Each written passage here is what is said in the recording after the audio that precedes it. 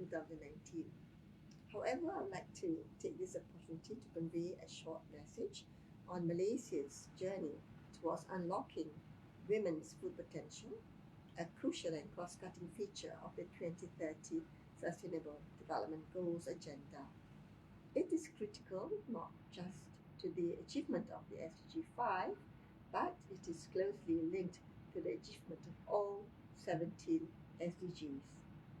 The Global Gender Index, the Global Gender Gap Index, measures gender-based disparities in four main areas: economic participation and opportunity, educational attainment, health and survival, and political empowerment. Since the forum began monitoring women's progress through the Global Gender Gap Index, the gender gap has closed by 12% from 56% in 2006 to 68% parity overall in 2018. That is 12% in 12 years, and we have a 32% gender gap remaining with less than 12 years to achieve our goal. That is why all of us, both women and men, need to look closely at the policy intricacies at hand and understand that what is hindering us from creating a faster pace of change. Policymakers need to explore new technological tools that may enable us to understand and measure our efforts in new ways. We need to explore new collaborations and partnerships to enable us to ramp up our efforts towards reform and change. Ladies and gentlemen, I'm happy to report some of the progress Malaysia has made in the Global Gender Gap Report of 2018. Malaysia is ranked one of the highest achieving countries in women's educational attainment. In 2018, the female enrollment rate in tertiary education was 48% compared to 38% of men. And girls consistently outperform boys in standardized learning assessments including math and science. Throughout the world, female researchers are underrepresented. But, however, in Malaysia, it's quite different, where almost half of all Malaysian researchers are women. The United Nations has generously acknowledged Malaysia to be a world leader in encouraging girls and women to participate in science. Despite these achievements, Malaysia has struggled to unlock women's full potential beyond educational attainment. At the female labour force participation of 55.2%, women represent an underutilized source of talent for Malaysia as it aims to become a high-income and developed nation. All around the world, women are laden with a double burden. That is, women participate equally in paid employment, but spend a bigger proportion of their time on unpaid care work compared to men. On the other hand, many women are forced to sacrifice their abilities to join formal paid employment due to responsibilities in the home. Out of economic necessity, some of these women resort to working in informal settings, risking their safety, well-being and incomes being protected. These are the issues that my ministry, the Women, Family and Community Development Ministry, is studying closely. While we have steadily increased female labour force participation since 2010, there remain significant gaps between men's and women's economic opportunities. Many studies have proven the economic case for closing these gaps. The World Bank estimates that removing barriers to women's economic participation could increase income per capita by 23.7% in the short term and up to 26.2% in the long term. This implies an average income gain of about 9,400 ringgit for each Malaysian each year. The power of gender parity also cannot be denied. In addition to boosting economic growth, gender parity also increases women's physical security, well-being, and autonomy. In that regard, my ministry is working tirelessly to draft two pieces of legislation aimed at increasing protection for women. First, a bill to prohibit all forms of discrimination against women. And second, a bill to address the issue of sexual harassment within and outside the workplace. Additionally, the Ministry of Human Resources is working to strengthen protection for women and families under the Employment Act, including extending paid maternity leave and introducing paid paternity leave. The government's recent budget announcement also shows our commitment to investing in women's active engagement in the economy. For women who have been outside the workforce and wish to return to work, wage and hiring incentives have been put in place under the Women at Work program, on top of the ongoing income tax exemption for women who return to work. Women are also encouraged to explore entrepreneurship and e-commerce through the SME Bank Fund for Women Entrepreneurs and through programs such as e-Rizki and Global Online Workforce (GLOW) by the Malaysia Digital Economic Corporation (MDEC), aimed at digitally enabling women's participation in the economy. At the same time, the government is also determined to eliminate the barriers for women to engage in the economy. Unfortunately, the current reality is that care burdens still fall largely on the women's shoulders. Therefore, the government has committed to investing more public resources in providing accessible and affordable childcare to encourage and support women to remain in the workforce while caring for their young ones. In addition to more funding for public childcare in 2020, we aim to incentivize the development of affordable private childcare by offering subsidized electricity bill rates for registered operators. We also began studying how best to expand social protection to informal workers, especially women in the informal sector, and in an effort to recognize in the home, unpaid care work in the home, the government has allocated significant resources to further extend the benefits under the iSuri program, which aims to provide a form of safety net for housewives and protect them in their old age. These are some of the government's priorities to address sources of gender disparities. Of course, there are other indicators towards achieving SDG 5 that the government is also actively pursuing. One such area that offers tremendous potential is that the use of technology to promote the empowerment of girls and women, and my ministry has been actively exploring new technological tools to improve our policies and interventions, such as disseminating sexual and reproductive health education materials through our Cafe at Teen mobile application, gathering public input on sexual harassment via a mass online survey that was shared on social media. 3. Spatial mapping of various social issues, including teenage pregnancy. Additionally, the recent completion of my minister's gender mainstreaming framework, done in collaboration with the United Nations, will focus on the key role of sex disaggregated data in integrating gender perspectives and targets into all government's planning and budgeting. This effort mirrors the importance of gender mainstreaming across all 17 Sustainable Development Goals. Ladies and gentlemen, despite our tremendous economic growth and progress in women empowerment, in the past decades, no one country has achieved full gender equality. It is a challenge that requires the commitment and ownership of all stakeholders, of every human being. Before I end, I would like to reiterate the importance of partnerships in our effort to unlock women's full potential.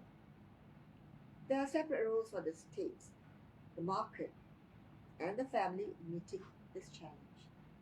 Without consensus and partnerships between businesses, employers, individuals, without men and feathers, we will struggle to achieve this goal.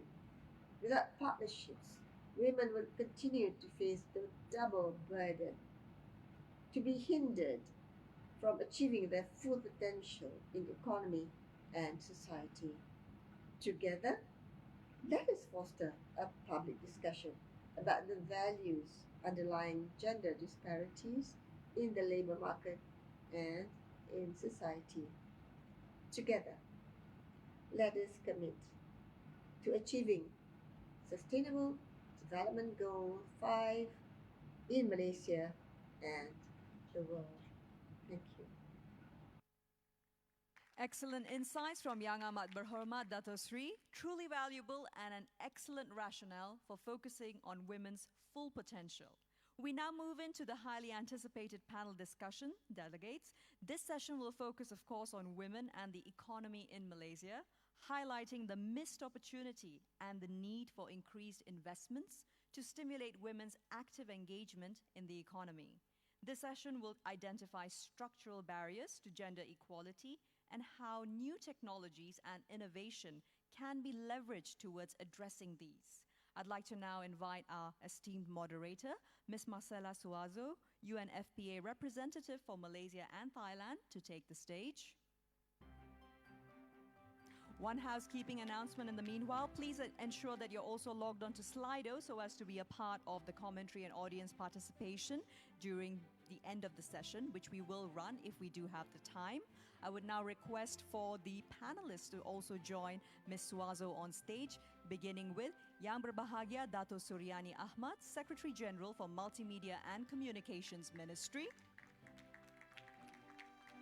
She's joined by Mr. Johan Mahmood Merican, Director with the National Budget Office, Ministry of Finance. Bringing up a well-known face, Yang Berbahagia Datuk Nicole Ann David, Malaysian professional squash player. Followed by Ms. Jasmine Begum, Microsoft Malaysia. This stellar panel is rounded out with Ms. Shanti Daryaram, former CEDAW Committee member, Vice President of Women's Aid Organization, WAO.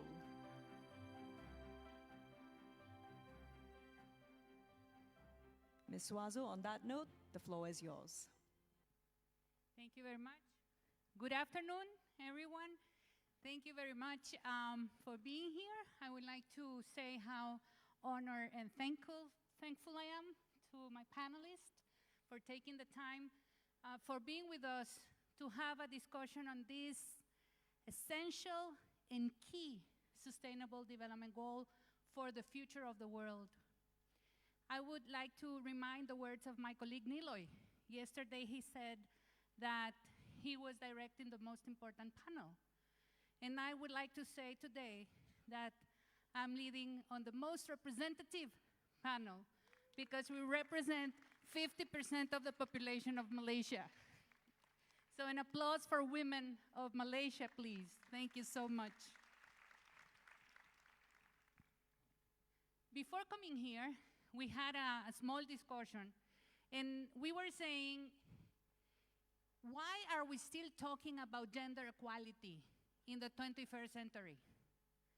Why is it that we have built vibrant economies and we have jointly seen the nations going from a lower life expectancy to a high life expectancy, from a lower capacity of development to a high capacity of development, from knowing our surroundings to traveling to the moon and to Mars now, I think. but we're still talking about gender equality. And I think one of the words of Michelle Bachelet, when she was the former head of UN Women, actually the first executive director of UN Women and former president of Chile. Today, she is the United Nations High Commissioner for Human Rights. And she said, when we talk about agendas, we should not only talk about issues, but we should talk about the quality. So the quality of democracy, the quality of development, the quality of the aspirations that we have. And this is, I think, what our SDG 5 talks about. So this session is about unlocking the women's full potential, because when they are born as baby girls, we do not have an idea of all of the potential that these women can really bring into a nation. So this is what we are here. How do we work together to unlock the women's full potential in Malaysia? When we talk about the SDG 5, the SDG 5 aims to empower women and girls to reach their full potential. In order to do this, the world thinks that it can be done by eliminating all forms of discrimination and violence against women and girls, including harmful practices. It believes that every woman and girl should have access to sexual and reproductive health and reproductive rights. It believes that we can reach this full potential if every woman and girl receives recognition for unpaid work, if we have full access to productive resources, if everyone enjoys equal participation with men in the political, in the economic, and in the public life, and if we enhance the use of enabling technology. Ladies and gentlemen, today we have a panel here that will talk and address all of these issues, and we will see from each of their perspectives, how is Malaysia advancing, what are the opportunities, the challenges, and what is the new world of technology bringing to us as opportunities to build the world that we want in gender equality. So without further ado, I would like to introduce someone that I'm very, very proud to introduce. Someone that is recognized because she has a very long track record as a human rights and a women's advocate in this country, but not only in the country, in the region, and also in the world, because she was a member of the committee, of the CEDAW committee. And I think all of us should be very proud of her. She was a key advocate also in Malaysia for the enactment of the Domestic Violence Act. At present, she is the founding director of the International Women's Rights Action Watch. And her name is Shanti Dairam. Welcome. Thank you very much for being here. It is an honor. So she has a lot of experience, and I would like to ask you, Shanti, if you could share with this audience here, according to your experience with CEDAW standards, could we say that the legal framework in Malaysia is responding to the fulfillment of the women's rights and equality, and what would be the recommendations in going forward? Thank you very much. The floor is yours. Thank you very much, Marcella. Good afternoon, everybody, respected panel members, and dear friends. In answering that question that Marcella has put to me, I will first start with saying something about the current legislative framework in Malaysia for women's right to equality and non-discrimination. And I'm sure most of you know, most significant of this is the constitutional guarantee for equality and non-discrimination under Article 8.1 and 8.2 of the Constitution. There are other legal frameworks as well of significance for women, which has been around legislative and policy measures and reforms for preventing violence against women, economic opportunities, and ensuring better representation of women in public life. Now, the question therefore before us is the existing framework for equality adequate? And I'm going to only address the framework for equality and non-discrimination as in the Constitution. This legal framework, in my view, does not comply with the legal obligations and standards of the CEDAW, which is the Convention on the Elimination of All Forms of Discrimination Against Women, which Malaysia ratified in 1995. For example, this framework does not provide a mandate for policies for redistribution and special measures. It does not mandate equality of outcomes because there is no measure for redistribution and reducing historical disadvantage of individuals and groups and accelerating de facto equality. The obligation of outcomes or results is an obligation under CEDAW, to which, as I said, Malaysia is a party. To compound the situation, there is no definition of discrimination, which has to be both direct and indirect discrimination in the law. And this results in lack of clarity as to the fact of discrimination. What is discrimination? And this results in inconsistencies of interpretation of discrimination. Furthermore, the constitutional guarantee of equality must bind both public and private entities. This is also not the case in Malaysia. In fact, generally, the law must not only take on a violations approach, but it must be preventive in protecting and fulfilling women's right to equality and must promote systemic reform. For example, if there is a mismatch between women's educational achievements and the labor market, the law must mandate the undertaking of positive duties to accelerate the achievement of de facto equal opportunities for women with men in all fields. Our laws do not mandate such positive duties. In other words, the law must guarantee equal benefit of the law. Without such a comprehensive legal framework, it is left to the courts to interpret the equality guarantee of the Constitution, resulting in inconsistencies and lack of adherence to international standards. Now, my next question that I will pose to all of us is, are CEDAW standards then applicable in Malaysia, although we have ratified that treaty? The fact is, in spite of Malaysia being a party to CEDAW, its standards cannot be invoked in the courts, as this convention has not been incorporated into the domestic legal system. The way out for this is to enact statutory guarantees for equality and non-discrimination that will be CEDAW compliant. This is now in the pipeline as the government of Malaysia plans to put in place a law on anti-discrimination against women. We are hoping that by next year we will have this law. Now, an important way of assessing whether the existing laws are enough is to look at outcomes. The question to ask is, are women able to enjoy the right to equality in all spheres and in practice? But data shows us that this is not the case. Disparities are seen in formal employment, informal sector, asset ownership, leadership, and the fact of prevalence of violence against women. Rights, in other words, must be exercised and claimable, and the law must facilitate this. What is the de facto situation of women then?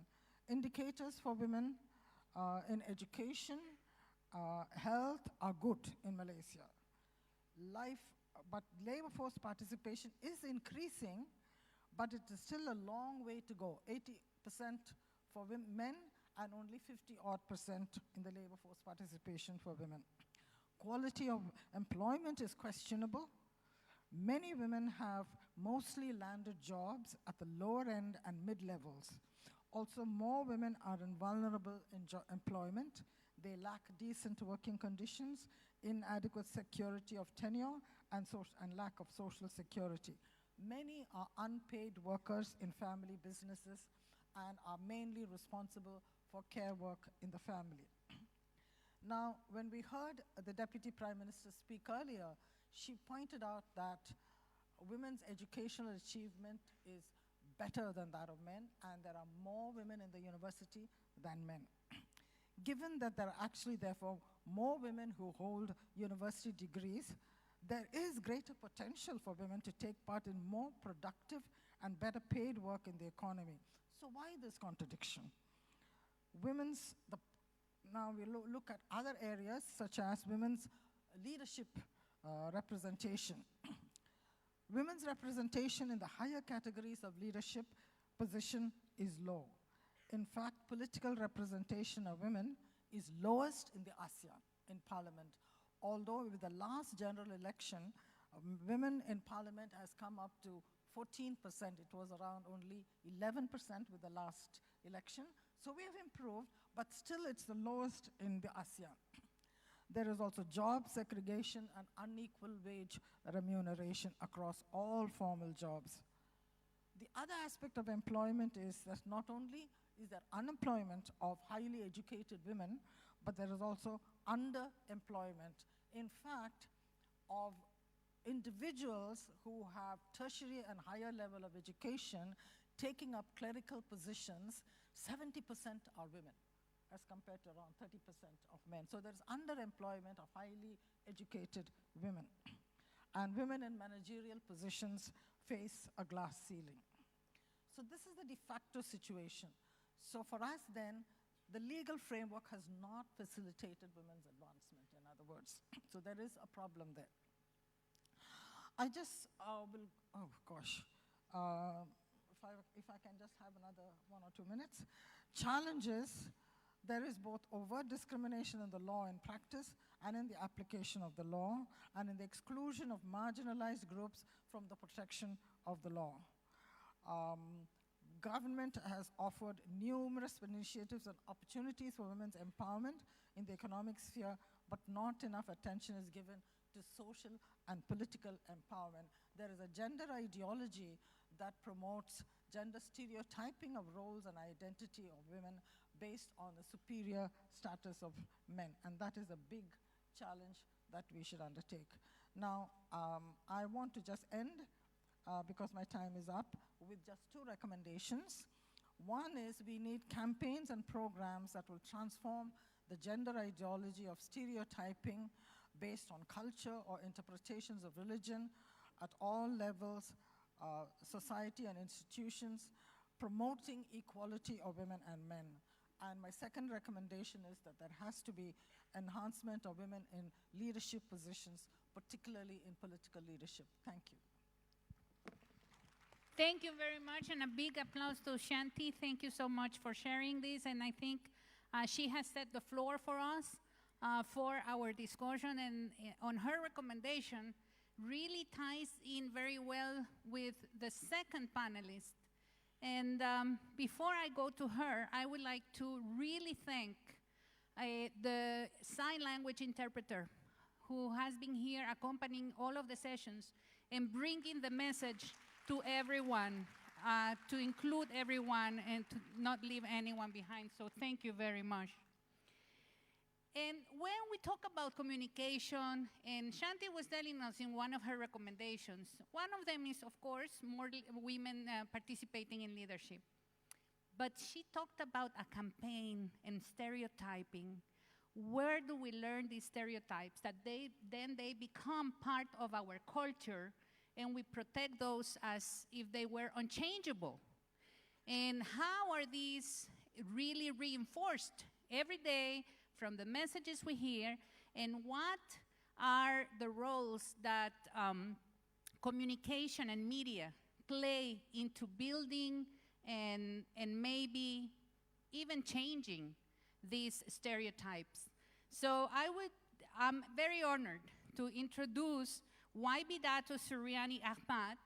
She is the Secretary General of Multimedia and Communications Ministry. She graduated with honors from USM and obtained an excellence diploma in public management. And I was telling her that really I am very impressed. She has an impressive career in different areas of government. She was in the Ministry of Trade, in Intan, in PM's office, in the Ministry of Defense, in Home Affairs, in the Ministry of Women, and now she's the Secretary General of the Communications Ministry. Really, she really is an example of what an empowered woman can become in transforming a nation. So thank you very much for accepting this. And she will talk to us about how are women portrayed in the media, not only in Malaysia, but also around the world. Thank you very much. The floor is yours. This on? Can you hear me? Okay, I need the slides, you know. Being former pengarah Intan, I'm very familiar with the podium and all that. Thank you, Madam Moderator. When I thought that the Prime Minister won't be here, I was relieved from being nervous. But here I am. I have Tan Sri Dr. Nurul in front of me.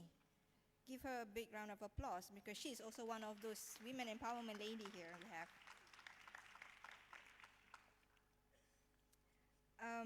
I would like to pick up from what Shanti mentioned just now about women in leadership.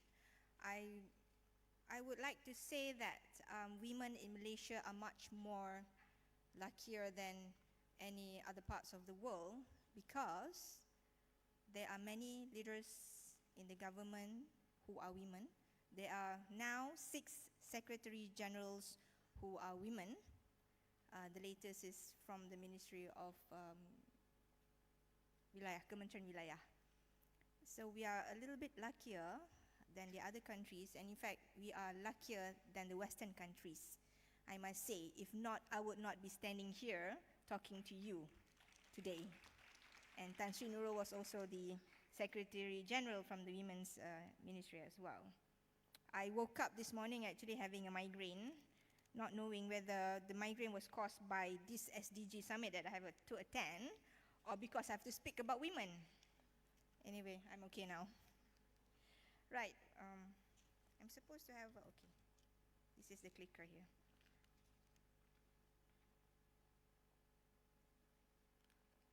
Right. The overview of my topic is, as mentioned in the screen. It can be a significant game changer to advance SDG 1 as well as 8 and 9, while contributing to overall economic growth. We expect the deliverables could reach to the level of reviewing legal frameworks, and media plays a big role in communicating the presumed role of women in societies. Do you have any comments on how this has prevailed in Malaysia? We'll talk about it. I need to read my text because I might forget things that I really need to talk about. So you will hear me talking like I'm reading, which is what I'm doing now, because I want things to be there and I will not miss anything. But before I go any further, let's first understand that the key and significant roles of media are to inform, educate, entertain, and correlate parts of society. Society may be influenced by media in so many ways. It is the media for the masses that helps them to get information about a lot of things and also form opinions and make judgments regarding various issues. Media also keeps people updated and informed about what is happening around them and the world that everyone draws something from it.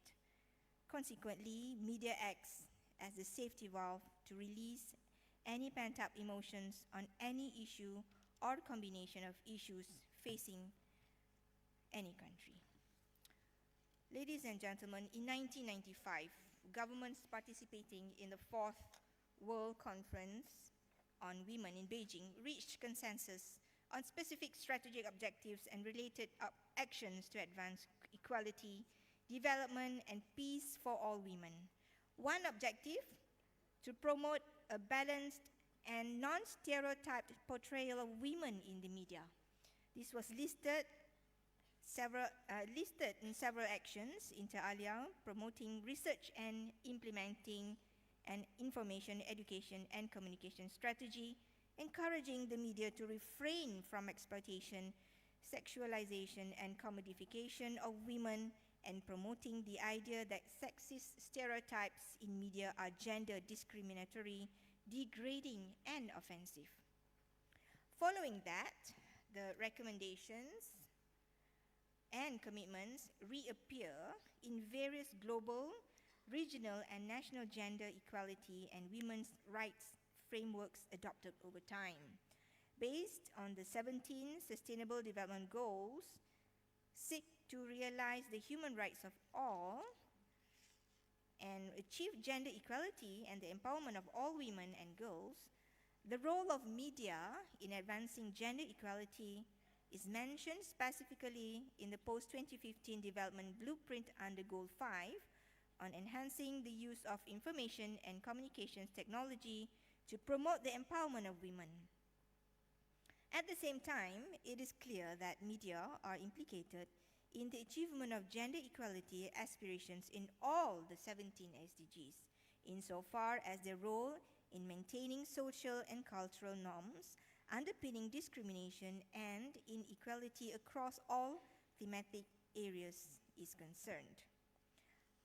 However, while state media regulators, media industry bodies, and media organizations have, to varying extents, made efforts to translate the global, regional, and national commitments into implementable policies, codes, and guidelines for the media, the results remain uninspiring.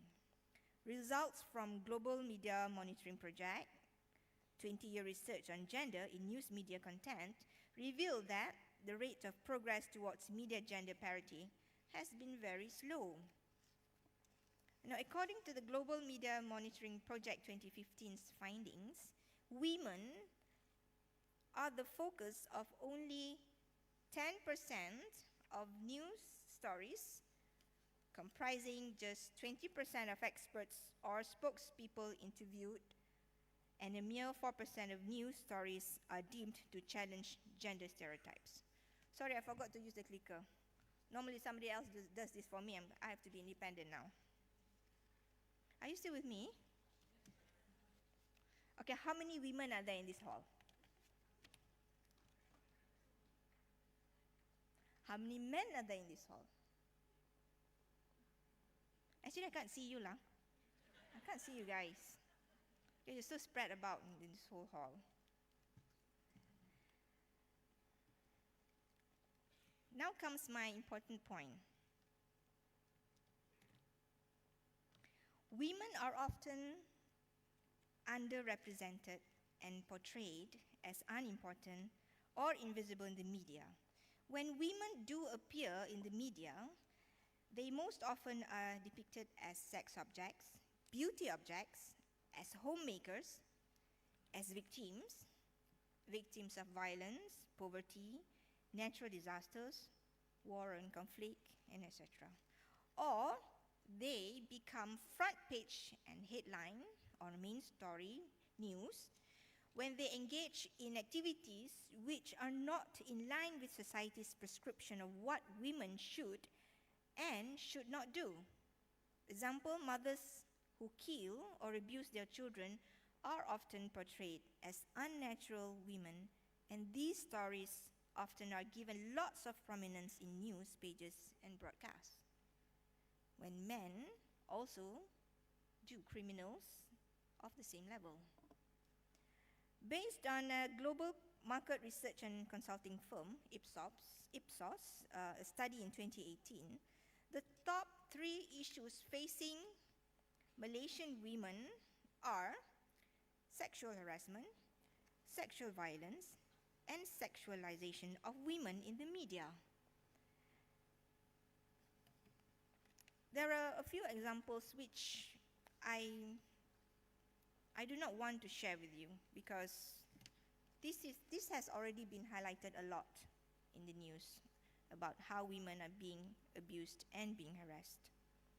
A great deal of movie messages in Hollywood, in Bollywood, Korean drama, and even Malay drama has perpetuated the notion of women as property or commodities available for sexual and other use. These messages are portrayed through images of women as the gentler sex, having common traits like passivity, weak, needing protection, subservient, scatterbrained, dependent, comforting, nurturing, caring, as well as beautiful. So convenient as sex object. In addressing such issues among women, media content seems contributing to the normalization of those issues and further reinforced gender inequalities. Thus, to further improve gender stereotypes in Malaysia, Malaysian media should play an outstanding role in creating and shaping public opinion in gender equality and strengthening of society.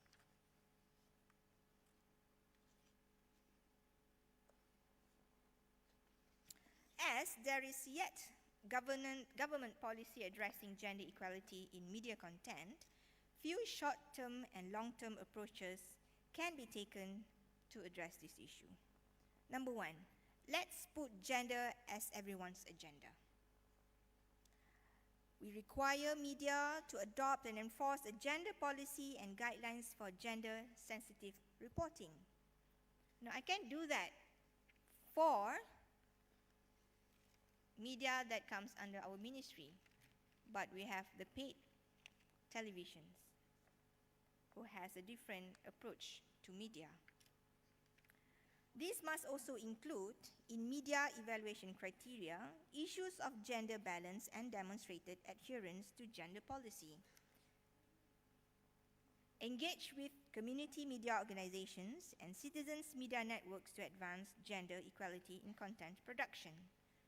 In public, to lobby for gender policy adoption and implementation for and by media. Advocate for fair and equal representation of women in news media. The second is to promote inclusion by disrupting the norms. This is where public can establish gender-focused media watch and apply the results as evidence for public and media awareness.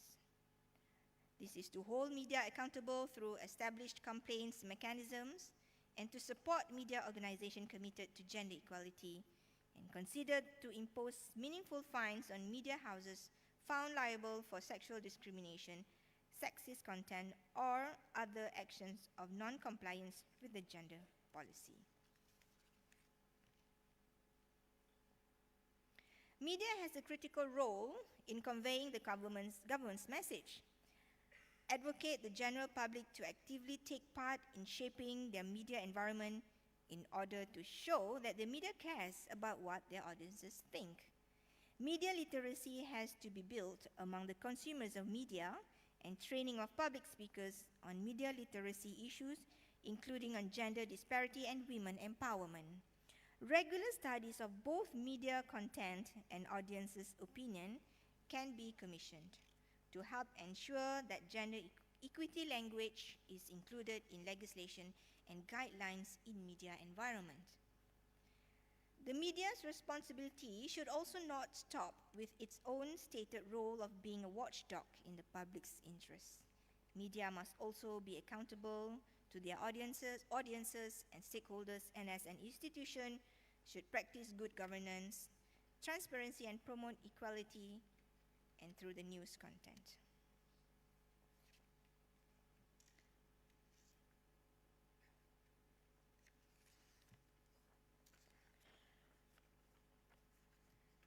The challenges in addressing gender equality as it is shown on the screen here. The challenges include ways to promote media literacy on gender discriminations amongst government officials, media practitioners, and public, approaches to institutionalize gender sensitivity training for those groups, media contents that are balanced, fair, and accurate across both gender lines, which cover and reflect overall society, perception of Malaysian towards women's role that have been shaped as depicted in the media, monitor the availability of individual media and social networking sites that allow Malaysians to voice out any opinions, government's restriction towards exposure of gender-biased information in all mainstream media, collaborative measures between media stakeholders to establish platforms that can raise awareness regarding gender equality, and not to forget women in any of the budget. Johan, do you have anything for us at all? Okay, your turn will come afterwards. We must have gender budgeting. You must emphasize on women when you come up with your budget, with your draft budget. Why are you laughing? Yes, we should have, don't you? Well, the role of media as an influential tool to foster gender equality is long way past due. Media as a powerful tool that can help to change the social system must be sensitive to women's issues and debunk the myth that has been a part of society's life. What media has constructed can be deconstructed and reconstructed. Media will only be capable to do that if the workforces, being the ones who furnish the society with information, fully understand the basis of human rights, regardless of gender, age, color, and religion. We all, as humans, have the same rights. Knowing and asserting our rights will be the most important step to demystify all myths on gender, and education will help us to accomplish that. Societal mindsets can only be shifted through education, and media can be the one to help in changing the public attitude. Ladies and gentlemen, I will end my topic here, and we hope to hear something good from Johan on women. Aren't we lucky to have him here? Thank you very much. A big applause for YB Dato Suryani. And we were discussing here with Mr. Johan, is your career going up or not really now? And he said, his response was, I'm not sure. So we will see that. Thank you very much. And one of the things I like about your presentation is your proposal of having provocative actions to disrupt the norms. And I think this is what, this is a power that is not only in the hands of the large media or the leadership authorities, but also now with the social media is in the hands of each one of you. Can we change the world? Do we want to change the world? So then please write back your comments. Do not accept when you read comments that are really discriminatory against women. And this is the way that we can all build the SDG 5 from each space where we are seated and from what we are doing. And in order to follow Dato Suryani's lead and instruction, it is my true honor to introduce our next panelist, Mr. Johan Mahmoud Merican. And he is the Director of National Budget Office in the Ministry of Finance. And you should see the building. It's a wonderful, beautiful building, Ministry of Finance, big building. He is the former CEO of Talent Corporation Malaysia, Deputy Director General for Human Capital of former EPU when he was under the PM's office. He holds a degree in economics and from University of Cambridge. And we are very proud to have him. One conclusion we can all agree, and we heard very loud and clear from Dato Suryani, is that dedicated and targeted resources are required to implement laws and policies to advance gender equality. Otherwise, advancement is really limited. So today, Johan, if I can call you Edith, will share with us how the budget 2020 is geared to advance women's agenda and gender equality challenges in Malaysia. We welcome him with a big applause, please. Thank you very much. Thank you, Marcella. Thank you so much. Assalamualaikum and a very good afternoon to everyone. First, thank you so much for having me on this panel. I guess in the spirit of gender equality, I had to make up the numbers and represent the men. But thank you anyway for having me. I hope to just use my time available to then address how perhaps the government is showing its commitment to women, particularly in the recent tabling of the 2020 budget, which was tabled just less than a month ago. Let me first start by sharing with you some of the thinking behind the 2020 budget. So the theme of the 2020 budget was very much about driving growth and equitable outcomes, and I think Shanti mentioned very briefly about trying to achieve equality of outcomes towards shared prosperity, and being the vision that's been launched by our Honorable Prime Minister towards 2030, sorry. And in thinking towards preparing the budget, trying to achieve driving growth and equitable outcomes, what was then the thinking or the issues that faced the government in formulating the 2020 budget? So the first thought of issues that we were faced with is really thinking in terms of, one was really the impact of the ongoing trade war and its implications in terms of the global economic outlook and how that affects Malaysia. But obviously another key issue was in terms of inequalities, and certainly that was a key element in the Prime Minister's speech on the shared prosperity vision. How do we then really not just achieve high growth, but also narrow the disparities, whether in terms of development disparities across the country, or also in terms of socioeconomic disparities within the Malaysian community. And certainly women were specifically identified as certainly one of the groups which Malaysia certainly needs to focus on towards the shared prosperity vision.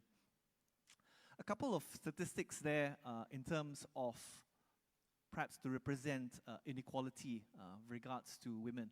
But perhaps before I go into them, I think it's important to echo what Yang Amat Berhormat Deputy Prime Minister said in her message to us, that whilst no country has achieved full equality, and certainly Malaysia certainly has a lot more room for improvement, and we're certainly committed towards that. But certainly I think we should also acknowledge, I think, what Malaysia has achieved, and we need to look at this from a glass half full, glass half empty approach.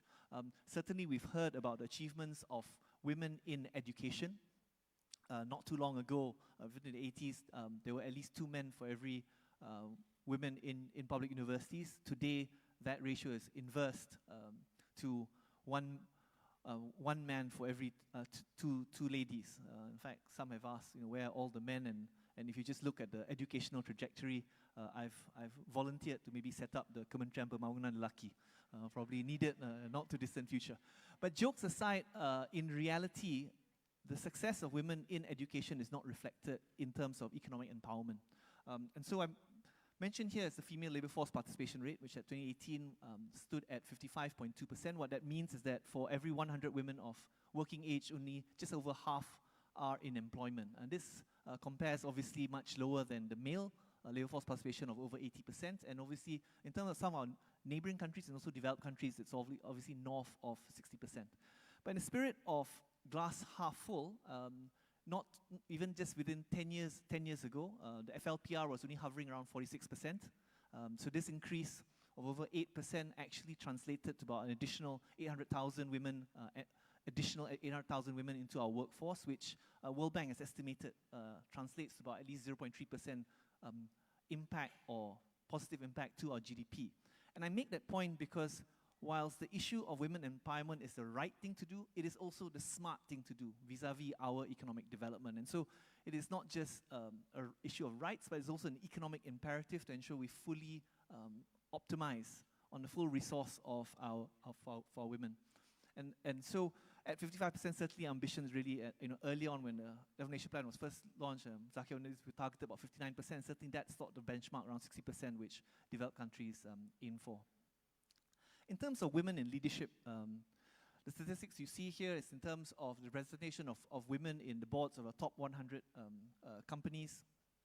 Currently stands at 25%, certainly short of our target of 30%, but even just 3 years ago, it was at only 15%. And it should be notable that even up till early 2018, there were still 7 companies in the top 100 PLCs who had no women on their boards. Happy to say that is no longer the case, but certainly a lot more needs to be doing. But we also should be happy at the same time, in the spirit of glass half full, that we now have, as never before, a lady as our Deputy Prime Minister, and with more women cabinet members as ever before. And let me then turn to the objective of the budget. So given the issues of trade war inequalities, the 2 main objectives of the budget really was to then achieve a growth-centric or drive the momentum of growth in the context of the increasingly uncertain global economic environment, But the second one, really coming back to the issue of the shared prosperity vision, is how do we then address the inequalities, particularly in terms of development and also opportunities of the various portions of a community, including women. And with that, in Budget 2020, we've organized it along four main thrusts. The first very much in terms of economic, in terms of driving investments, digital agenda, laying the foundations for 2030. Second thrust in terms of generating jobs and improving worker welfare. Third in terms of addressing inequalities, very much in the support of the shared prosperity vision. But specifically, with regards to unlocking women's potential, we would like to believe that in the 2020 budget, we certainly provided a specific focus and attention to the issues around women. In the first trust, we certainly looked at really trying to how do we then promote women entrepreneurship, and we have both loan guarantee facilities. So for, if banks that basically have reluctance in terms of lending to women entrepreneurs, the government is coming in with 80% guarantee to back their loans. In addition to that, SME Bank was also given an interest subsidy loan fund targeted at women entrepreneurs. Perhaps we forget Hilda, perhaps Bank Pembangunan should also set up one. We'll certainly support the interest subsidy. But in addition to that, the transformation in terms of digital, and perhaps even Datuk Sriani can speak more about it, with MDEC driving the digital agenda, areas like the e-marketplace, e-Rezeki as it previously known, are ways to empower small micro women entrepreneurs to reach a more global market, in addition to having more job opportunities. And what we see, this trend towards freelancing and informal work certainly is another way to support higher women empowerment and participation in the workforce.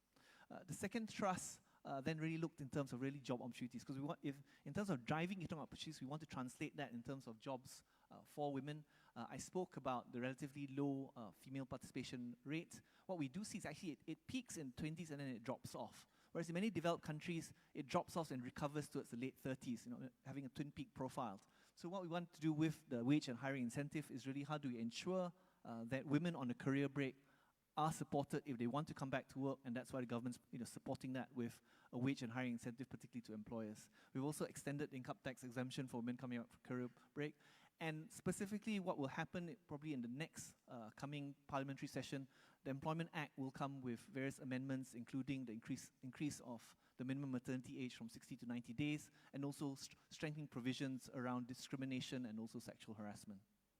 In terms of the third thrust,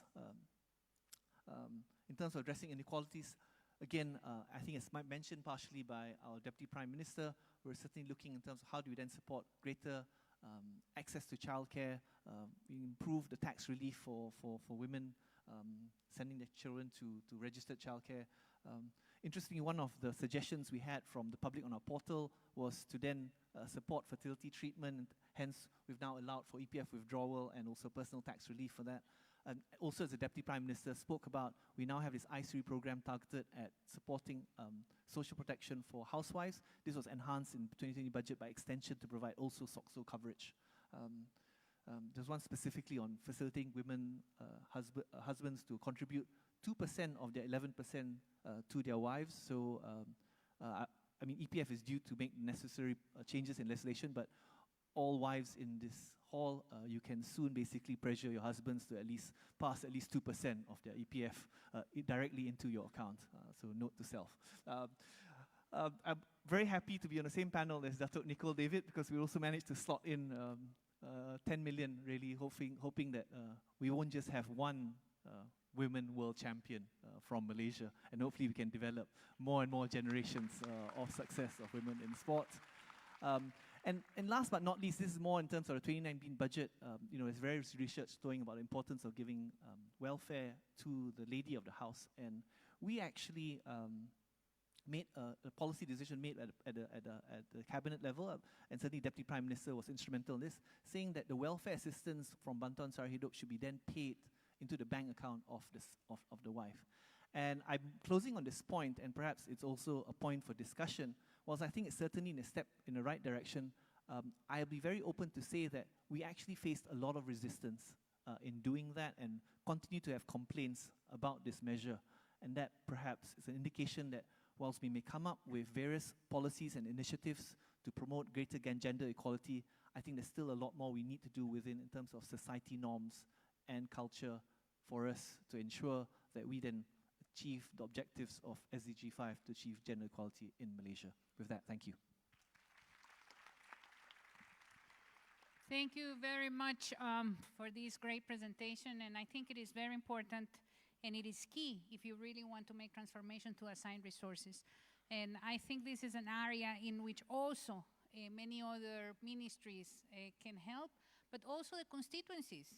And talk to your parliamentarians about this, because one thing is the allocation of budgets, the other thing is the support that these budgets get. But one other thing, probably that for the next panel, is how do we track and how do we ensure that once these budgets are allocated, they are really going to the women's hands and to transform their lives. So, but thank you very much for sharing this wonderful presentation. Now I would like to introduce Dr. Jasmine Begum. She's the Director of Legal, Corporate, and Government Affairs for Microsoft in the ASEAN region. She really has a very successful and award-winning career. I am very proud to have her in the panel. I really want to thank her. She worked in Dell, Malaysia. She worked also in Malay Chamber of Commerce. She worked for the United Nations in New York in headquarters with our late Secretary General Kofi Annan, and really it is an honor to be with her. And she has a law degree from the Islamic University in postgraduate studies in law and in communications. And she's going to talk about how are we going to be impacted by this 4.0 industrial revolution. What is going to happen with, are we going to be facing more barriers? And the floor is yours, Jasmine. Thank you, Marcela. Assalamu alaikum, and I thank the organizers for the opportunity. I have 7 minutes and I'm going to try to keep to time. So digital transformation, taking the world, sweeping, and we are all connected. So we have this opportunity to now say technology is empowering and enabling and providing an equal platform for everyone. I'm going to just, so let's look at this quote from the chief scientist of Xerox. He says that, Mark Weiser says that the world is now, technologies are profound and it disappears, and that means the world is a computer. If the world is a computer, what is the role of women in this world, right? Where do we stand? Is it inclusive enough? Is technology inclusive enough? So here's what I wanted to share quickly. Digital transformation is intended to create societal dividends and economic opportunity as well as social impact. And this is what we in large technology companies want to achieve, and this is what we look to achieve. And we hope that with technology, we not only allow women to work from anywhere, and one of the imperatives that we are recommending as part of digital transformation is that digital workforce cannot be an organizational strategy. It has to be a national agenda. Women with technology and connectivity should be able to work from anywhere. And I'm going to show you some numbers too. The reason for this is digital transformation will create a digital divide. And you would be thinking, why so? With digital transformation and technology, you would be able to create an equal platform. But unfortunately, it does not. If you are a woman, you are impacted. But if you are a woman with disability, you are even more impacted, which is very shameful that we are having this discussion today at the cusp of going into 2020, and this is a global debate. There is a need for digital diversity, and why is this important? There is a lack of awareness, there is a need for purposefulness, and it is urgent. Let me show you the numbers, right? The WEF report, the World Economic Forum report says, for every job created for a man, 4 jobs get displaced. but for every job created for women, 20 jobs get displaced. You know why? Because women are at the lower rank of the jobs. And because they are lower, the bots are taking over the job. Chatbots are taking over many of these jobs, and it becomes automated, right? If you remember, those days where you will have people who are actually taking dictation and shorthand, and with the era of computer, that role went away, right? And this is going to be one of our biggest challenge.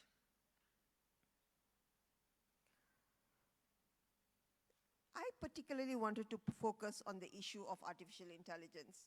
As someone who works and lives and breathes technology every day, by the way, I am technophobic, but I have worked in 2 technology companies and I continue to work for a technology company, but I have phobia for technology.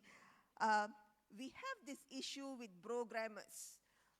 Programmers are programmers who are largely men, and they are tech bros. And artificial intelligence are built on algorithm, machine learning. The tech clash is, it is never skewed to women because the programmers are men. And this is a real problem. I did want to talk about this because as we advance digital economy or digital first economy, this is a pertinent topic that we need to cover. We need to be purposeful, we need to be conscious, and we need to look at ethical principles of artificial intelligence. And I did want to share this because I have seen this, especially when we are looking to cover women with disability. I have gone in, I have evaluated technology, and I've rejected those because they have not taken into consideration the rights of women. And as we look at this tech issues, we need to be inclusive in the design. It should be incumbent on every developer who is looking to develop technology, not only to look at it from a gender lens, but also include inclusive design. And it's important, I think Johan had the opportunity to host Microsoft's blind engineer who created Seeing AI that allows you to use an app for blind people. But there is one app. We need more of those. And we need policies that will allow the community to thrive. So one of the areas that I particularly have gone out to advocate and work upon is that we need to move disability, whether for men or women, from a welfare point to an economic point. Because there are 2 countries in the world that have moved disability and accessibility issues from Ministry of Welfare to the Ministry of Economy because they are not a case for charity, right? Thank you. We believe that they have a right and they can now contribute effectively because technology will allow them to work from anywhere, right? We need, the challenge that remains, and I've seen this not only in Malaysia, but all the different countries that I cover, except Cambodia, which actually, Cambodia has moved disability from welfare to economy, that the policies are made for the analog world. And you're force-fitting it into a digital world. That's not going to work. And my last ask for action, as this is an important gathering, consider, as you look to work with vendors, ask the right questions. Ask that ethical principles and inclusive design is included. And with that, I leave you. I have 9 seconds to go. Thank you very much. Thank you very much, Jasmine.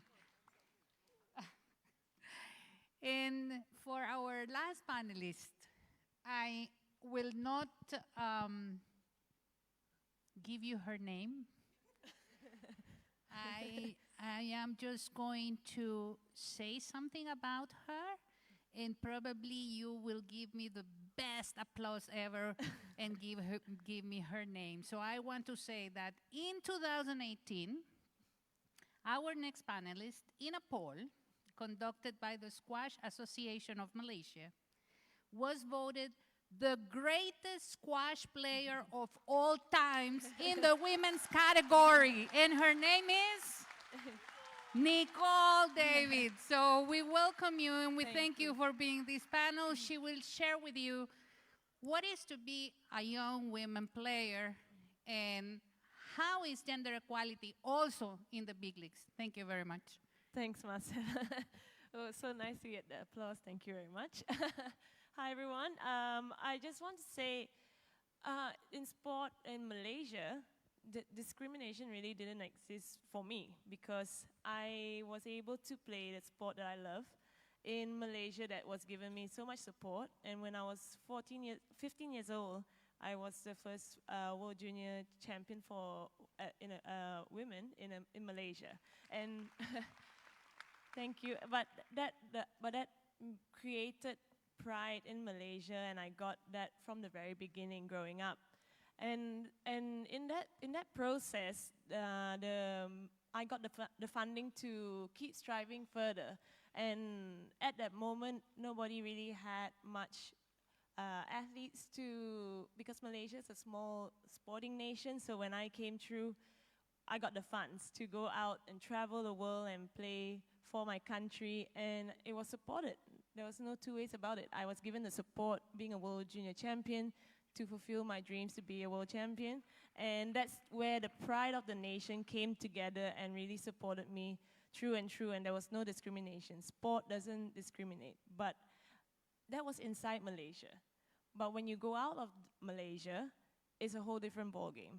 I was playing as a professional when I was 18, and at that time, and not just squash, but all sports are still facing that problem of equality in prize money. With the men always getting more prize money than the women, and the women always have to work harder to get what they deserve. So being a young squash player and going into the professional world, it was still there, and it was very clear that the women always had to work harder to get where they wanted to go. So looking back, when I was world number one, and I had the responsibility to take on what I needed to do for the women's tour, and I had to make decisions to represent women in the squash world. And I had an example playing in I was offered to play in a tournament in New York, which is a huge event in Grand Central Station. It's massive, but it was only a men's event. And the promoter offered me a side job, like basically, why don't you come and play an exhibition match, and then the men's event is huge, it's going on, but you just have a side job. And I went like, well, if you have an event, a big women's event, then I'll come to your tournament. So I rejected it twice. And he went, okay, finally in 2014, he went, yes, I'll have one. And I went there. I managed to get so much feedback from the public. Everybody was so excited to see the women's tournament being played with the men. And he realized actually that it was the women that actually brought the crowd, and that they wanted to come see me, and it was great. So from that moment on, in US, the US Open was the first tournament to actually have equal prize money, and also all of that tournament itself got to equal prize money the year after, and we now have all US tournaments for squash to have equal prize money, and also almost 8 major events around the world to follow that suit, and now we are under one body as men and women under one professional body. So, and the last tournament that we had in the World Championships, we had a $1 million event in Chicago, and we had equal prize money for both men and women. So I'm very happy and proud to be part of that and to stand my grounds, because I knew for a fact that if I didn't do it, then who else would do it? So I really am very proud of that, and I really want to push forward and see not just squash, but all sports to come to that point someday. It will take some time. It's always a struggle, But you know what? We are always going towards the right step if we all make that first move. So, yeah.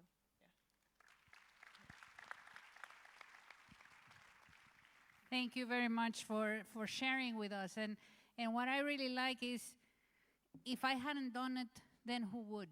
And I think this is what we have to ask ourselves. If we don't say something, then who would?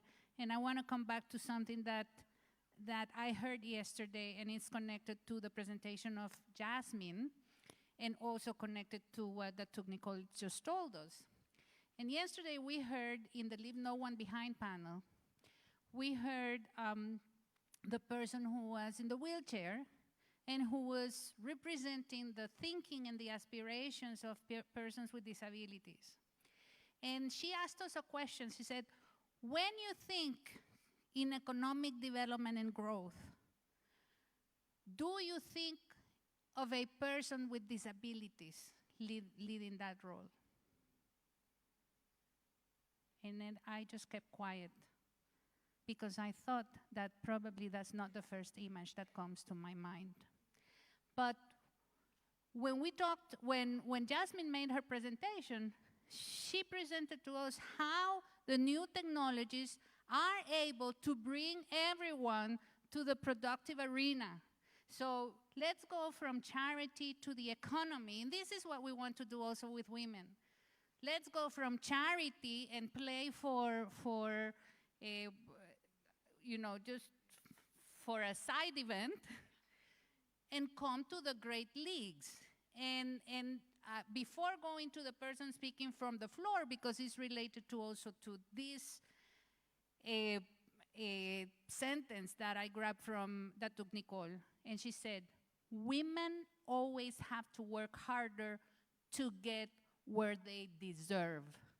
So with this, I would like to invite the speaker from the floor, who is also a person that will share with us. Is she here? Ms. Barria, field organizer of International Domestic Workers Federation, to address the audience, please. Thank you very much. Let's welcome her.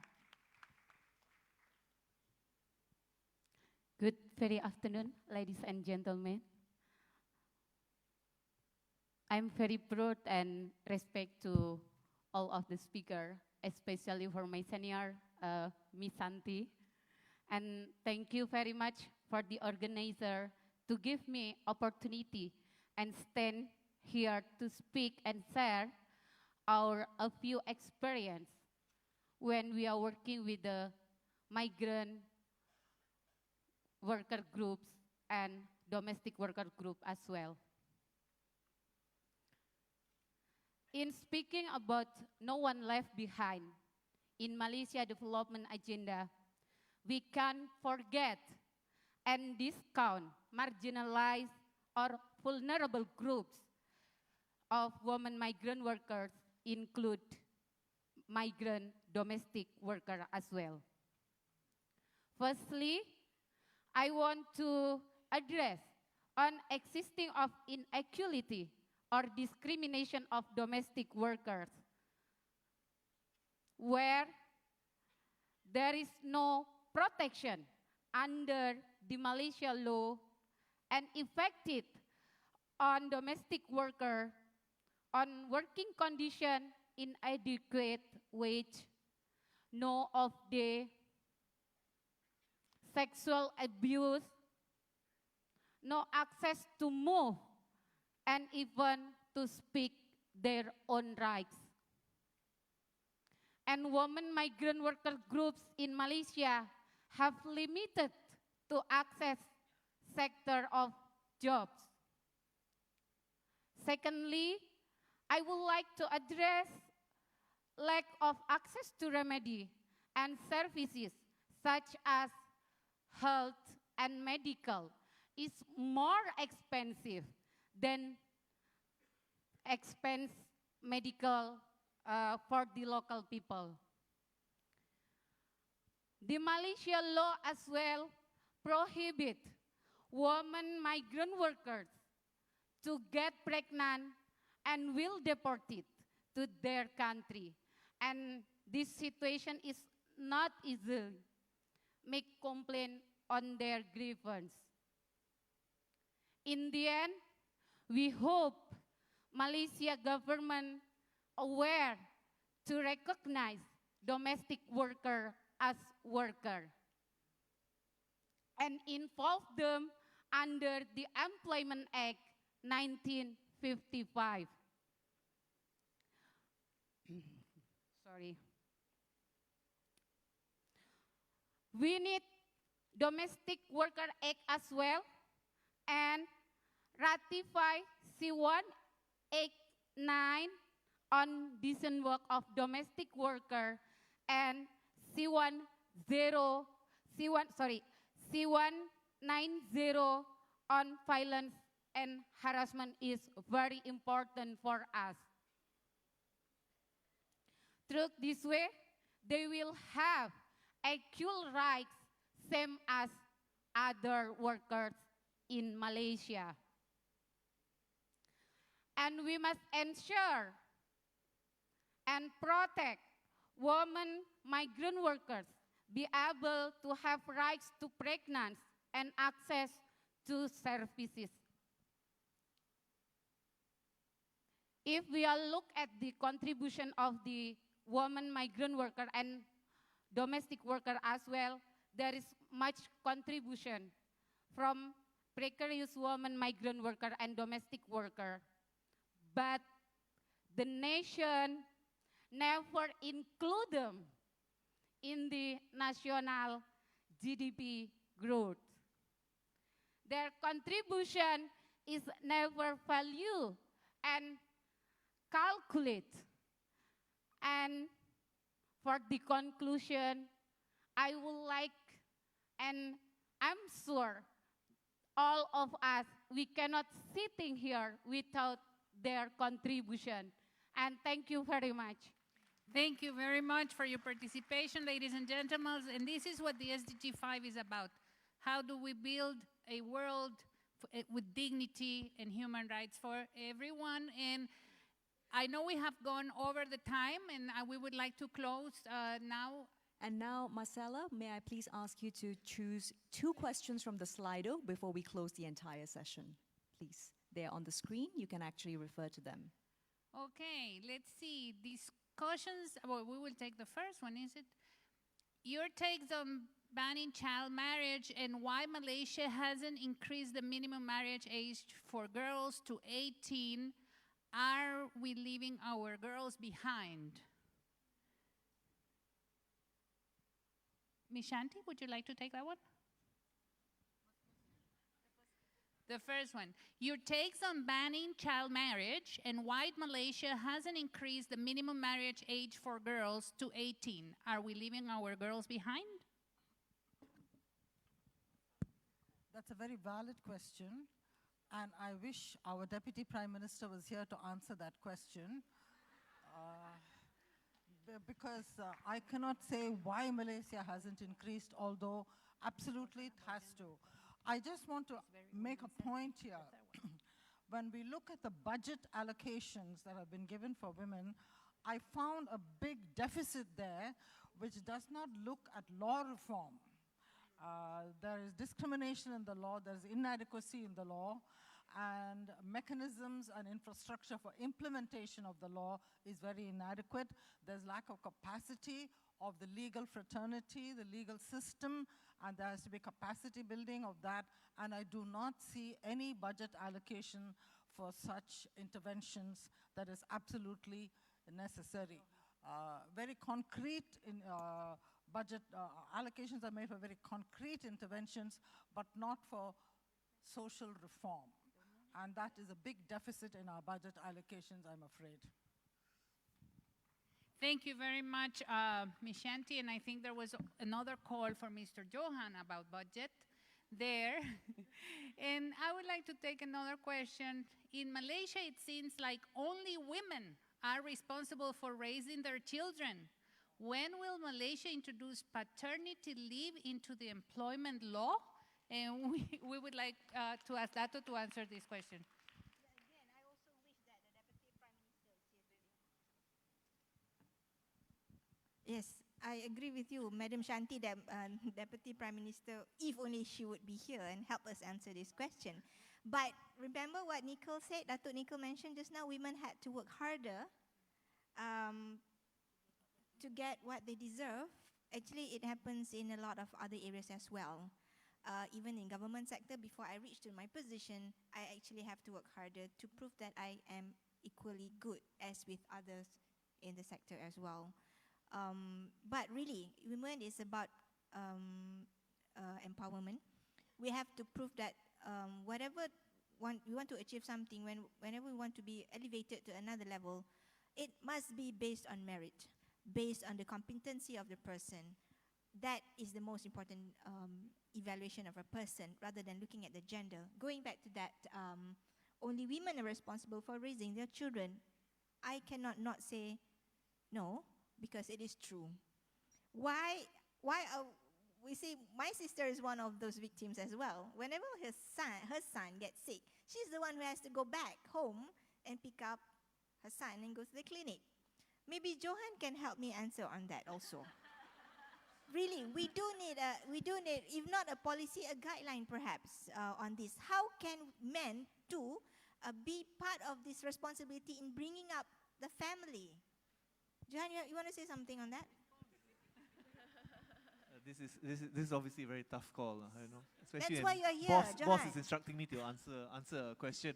No, but I mean, on a serious note, I mentioned very briefly about how even for the action that's taken by government to make payments of BSH into women's accounts, actually facing some resistance actually at the ground. And I think a lot needs to be done beyond policies, and that's what can we do also to then educate and then move the conversation to society as a whole. The resistance came from the men. No, of course, but that conversation needs to continue. But if I can answer specifically the question, I only mentioned about the increase in the minimum maternity age from 60 to 90 days, but it is also proposed in the same draft bill to also introduce a paternity of 3 days. But this is all going to go through, hopefully without objection. So I think that is something that is in the draft bill, and hopefully that will then eventually be passed. I also, if you can give me a portion, I noticed this point about concentration on B40. I think it's important first to mention that, as a government, the focus is always on those who are left behind. I think that's the whole spirit behind what the Prime Minister articulated in the shared prosperity vision, that it's part of the responsibility of government to help redistribute wealth from those who are more fortunate to those less fortunate. And therefore, you then would expect a concentration of resources towards helping to address those who are less fortunate, the poor, the more rural, marginalized, less developed parts of the country.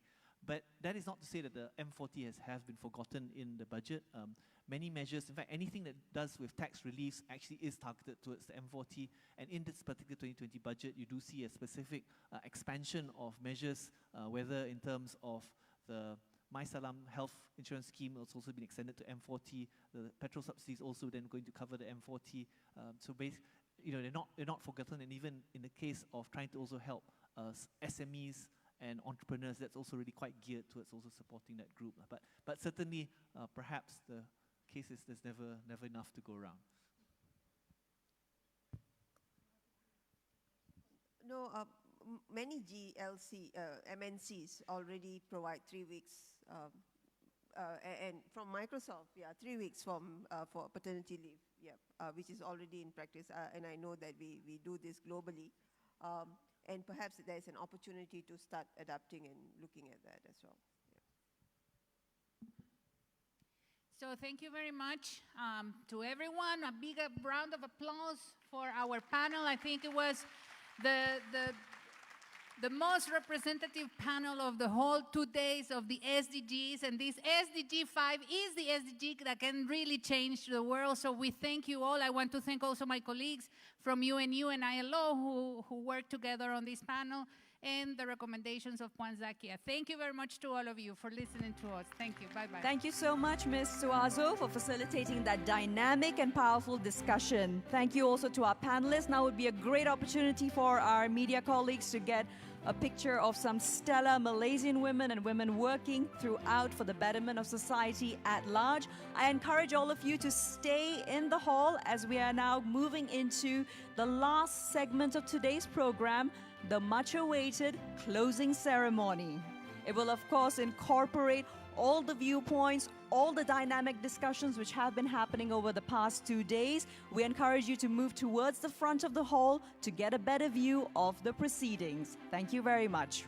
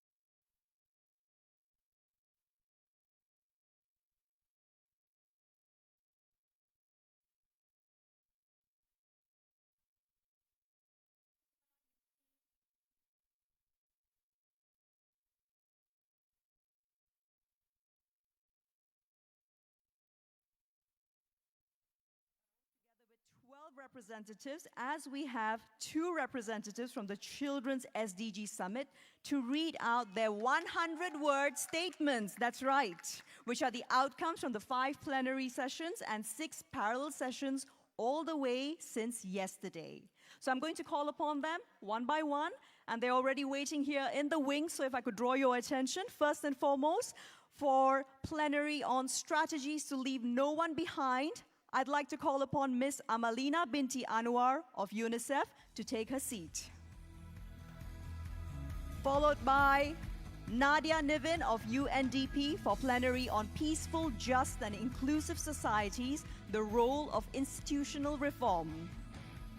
She's joined by Datuk Noripa Kamso, Chairman of Bank Rakyat, for plenary on establishing whole-of-nation approach towards achieving the SDGs. Followed by Asfazam Kasbani of UNDP, speaking on balancing economic growth with environmental sustainability. Would you all please take your seats one by one? Followed by Pascal Alote with the UN University, the International Institute for Global Health, speaking on plenary on unlocking women's full potential. This followed by Mr. Nur Azmi Amer Hamza, President Yang di Pertua, Mersing District Council, speaking on State and Local Government SDG Forum. Followed by Norhana Zilian, President of Global Impact Network Malaysia, for the parallel session, Business Leaders SDG Forum. Joined by Professor Rashila Haji Ramli, speaking on, of course, yesterday's highly innovative and anticipated SDG Academy Network Forum. Together with Melinda Ann Charlini, CSO Malaysia SDG Alliance, speaking on the Civil Society SDG Forum. Representing for the youth, Nurul Huda Muhammad Afandi with the Malaysia Youth Council, Vice President, speaking on the Youth SDG Forum. And the final two who will be joining us here on the stage to share their 100-word statements are Alicia Binti Hasbullah and Reshmant Naidu, speaking on the Children's SDG Forum. So if I may ask for now each one of the plenary and panel speakers, if you could begin, each one of you all the way from the extreme left, mine. Bismillahirrahmanirrahim. Assalamualaikum warahmatullahi wabarakatuh, and a very good day, everyone. My name is Amalina Anwar from UNICEF. So today I'll be speaking the 100 words from Strategies to Leave No One Behind. Strategies to leave no one behind need to be based on evidence and incorporate the rights and the protection of the most marginalized, irrespective of geographic location, ethnicity, or disability. Holistic approaches and strategies which support a comprehensive social protection floor and reduce vulnerability to shocks, alleviate poverty and stigma are core to leave no one behind. The pursuit of shared prosperity and inclusive growth must be supported by a comprehensive regulatory framework to address the rights of the most marginalized populations in line with international standards.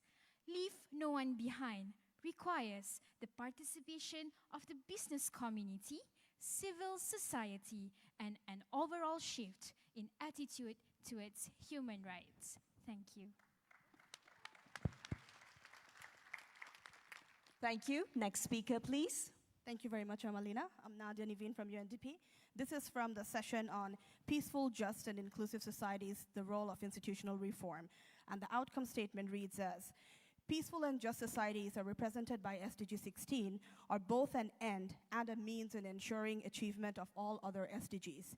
In Malaysia, progress is demonstrated, among others, through good governance reforms that have been initiated towards fostering more accountable institutions, fighting corruption, and strengthening public participation and public engagement.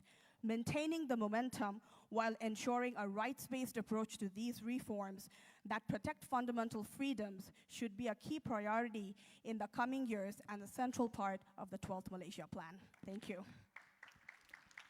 Datuk Noripa.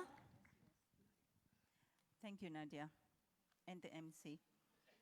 This is 100 words on the plenary on whole of nation approach. Government, private sector, civil society, academia, and individuals are joint custodians of the SDGs. Targets need to be set and embedded in development. I thought I heard somebody clapping. Targets need to be set and embedded in development planning with budgetary processes and SDG indicators as benchmarks, and disaggregated data should be available to formulate relevant and effective policies and programs. Such interventions should combine public investment, fiscal stimulus, and regulatory reform to crowd in private sector to enhance scale of impact. For a whole-of-nation approach, meaningful participation is critical so that multiple contributions across all levels can be combined. And integrated approaches and coordination structures should be institutionalized for vertical and horizontal coherence in mainstreaming implementation and measurement of SDG progress, gaps, and challenges. Thank you. Thank you. Next speaker, please. Thank you so much, Datuk Naripa. I'm Asfazam. I'm from United Nations Development Program, UNDP. Let me read the outcome statement for this session, balancing economic growth with economic sustainability. To accelerate the achievement of the SDGs through a green economy pathway, in this context, environmental sustainability, biodiversity conservation, climate resilience, economic development, and social well-being are among common ambitions. Four key recommendations. Number one, government, in participation with all stakeholders, create enabling conditions consisting of appropriate and adequate regulations, policies, subsidies, incentives, resource mobilization, and societal behavioral change. Number two, argument the partnership between government, businesses, civil society to engage in the collaborative and equitable transition to green economy. Number three, encourage green technology, IR 4.0, and ethno-knowledge systems in achieving SDGs. Last but not least, number four, rethink and redefine on how we measure inclusive growth, prosperity, and well-being. Thank you. Next speaker, please. Hello, Pascal Alote from the United Nations University International Institute for Global Health. 100 words on that last amazing panel.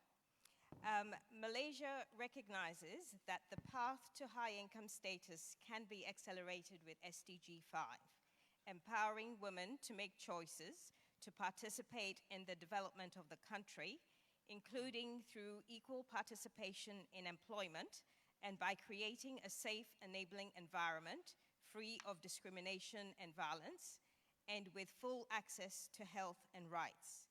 Gender equality is a game changer for sustainable development, but requires strong leadership, political will, and supportive legislative frameworks to address structural barriers.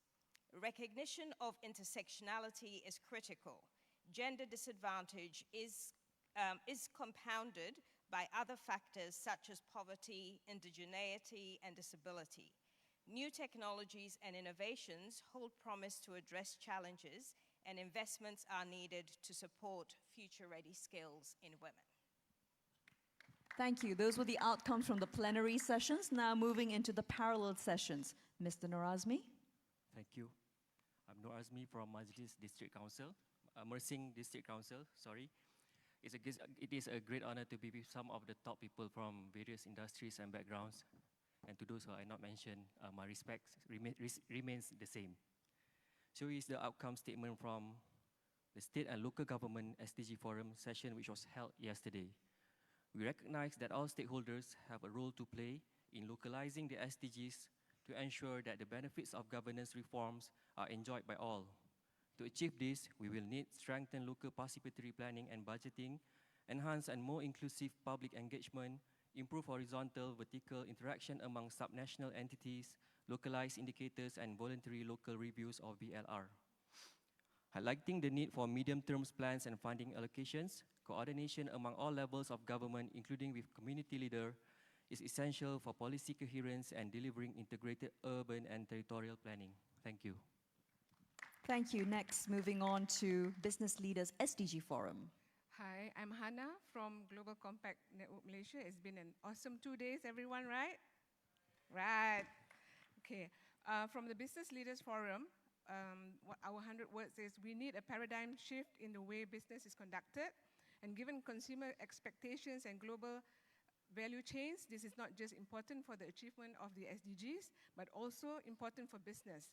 We need to move from a gray to green economy, ensure decent work, promote gender equality in the workplace, and prioritize decarbonization. It is mission critical that corporate leaders strive towards creating a culture of making the SDGs part of their business agenda. This can be done via 4 main thrusts. 1, develop sustainability SDG compliant business models and production processes. 2, spur innovation and technologies to accelerate SDG achievement. 3, channel sustainable financing mechanisms to resource the SDGs. And 4, upgrade CSR initiatives to be more strategic in enabling the SDGs. The Together for SDGs Hub will be used for this purpose and to measure impact. Thank you. Thank you. Prof. Rashila. Okay. Assalamualaikum, salam sejahtera, and a very good evening. Representing the academics who had a very energetic session. So this is the statement. We are proud to launch the Malaysian SDG Academic Network. This academic network will provide a space for public and private universities and other relevant stakeholders to share knowledge, capacity, and evidence related to SDGs. We are committed to collectively share experience in localizing SDGs and in finding sustainable solutions in the Malaysian context and provide thought leadership in such areas. We are duty-bound and have the necessary expertise to assess the current and potential impact of national policies and programs on SDGs. Finally, we will work with all stakeholders to generate, translate, and disseminate knowledge that identifies SDG priorities, assesses policy options, and gives input for the intervention by the relevant stakeholders. Thank you. Thank you. Melinda Ann, moving on to you. Good evening, everyone. I'm Melinda, and I'm representing the CSO SDG Alliance. So we as CSOs jointly recognize the multi-dimensional nature of SDGs, encompassing economic, social, and environmental concerns, including human rights. In this context, CSOs play a major role in localizing SDGs and reaching out to the most vulnerable sections of our society. We affirm the need for the government to create an enabling environment for the institutionalization of stakeholder engagement and the formulation of a national policy for this purpose. In addition, we recognize the need for access to information through a Freedom of Information Act and access to justice, which will further enable greater citizens' action in public interest litigation. Thank you. Thank you. We move to Nurul Huda. On behalf of Malaysia Youth Council and Junior Chamber International Malaysia, we would like to thank United Nations for allowing us to lead the Youth Forum. We had an interactive session where we will publish the projects that the youth proposed in an e-publication. And the statement for today is, we, the youth and leaders of the country, recognizes our role in mobilizing the people. As active citizens, we are ready to act together on the SDGs and commit to educate our local community on the 17 UN SDGs, to promote positive action towards the SDGs in our country, community, and nation, to work towards creating more collaboration with the government agencies, private sectors, and local community to produce programs related to SDGs and to uphold the principles of inclusivity, fairness, equality, and leaving no one behind. We are not simply beneficiaries, but real partners and active agents of change for Malaysia to be able to achieve the SDGs. Thank you. Thank you. We now move into the Children's SDG Forum speakers, last but certainly not least, and in fact, to highlight the importance of youth voices. Alicia, together with Reshmant. Go for it. Hi, I'm Reshman. And I'm Alicia. As a recap, we had our children's forum today where we imagined our ideal 2030 and shared our plans and dreams on how to make that happen and captured it here.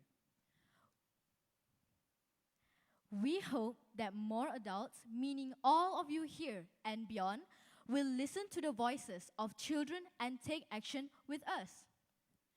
We, the children, call upon everyone's commitment towards achieving the Sustainable Development Goals. Because we dream that every child in Malaysia lives a safe, inclusive, and healthy environment by 2030. 52 children are here today from across Malaysia. We are all different, but we all share the same dream. We urge all decision makers to hear our voices on what action needs to be taken for a better future for every child. We call upon all of you today to ensure that every child in Malaysia gets a quality and inclusive education. That every child lives in a safe, clean, and healthy environment. And that no child lives in poverty. We are the present and the future of this country. We will do our part. Will you join us in making this dream come true? Thank you. Wonderful. Alicia and Reshman, can I ask for you to remain standing? And though we have come to the conclusion of this part of it, we are now moving into the closing gambit, for which I would like to request for the presence of Yang Berusaha Puan Zakia Jaafar, Deputy Secretary General Macro with Ministry of Economic Affairs, to take the stage, joined by, of course, Ms. Marcella Suazo, UNFPA representative for Malaysia and Thailand. And on this note, we will actually be having a significant handing over of the folders by Alicia and Reshmant. Would you mind please moving over to where the two ladies are at the end of the stage and performing the symbolic exchange of the folder to Ms. Marcella Suazo.